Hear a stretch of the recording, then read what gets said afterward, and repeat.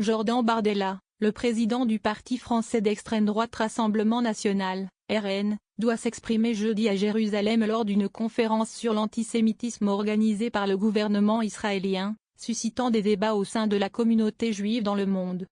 Premier dirigeant du RN à être officiellement invité par le gouvernement israélien, M. Bardella s'est rendu sur des sites où a eu lieu l'attaque du mouvement islamiste palestinien Hamas dans le sud du pays le 7 octobre 2023.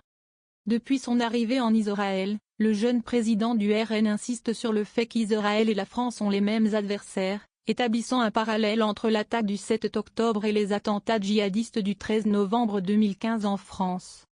Je suis venu ici d'abord parce que je crois que c'est vital pour nous de ne jamais oublier ce qui s'est passé le 7 octobre 2023 ici en Israël, ce dont a été capable l'islamisme et le mouvement terroriste du Hamas, a-t-il dit à Reim où se trouve un mémorial du massacre du festival Nova lors duquel plus de 370 personnes ont été tuées, dont des Français. M. Bardella a écouté un survivant de 25 ans, lui affirmant que c'est important que les gens en France se rendent compte de ce qui s'est passé ici. Dans la même région, à Netiv Hassara, il a rencontré Sabine Tassa, une franco-israélienne dont le mari et le fils aîné ont été tués le 7 octobre. Au cours de la conversation, M. Bardella a dit que selon lui la guerre que mène Israël dans la bande de Gaza était celle de la civilisation contre la barbarie. Il s'est ensuite rendu au mémorial de la Shoah, Yad Vashem à Jérusalem.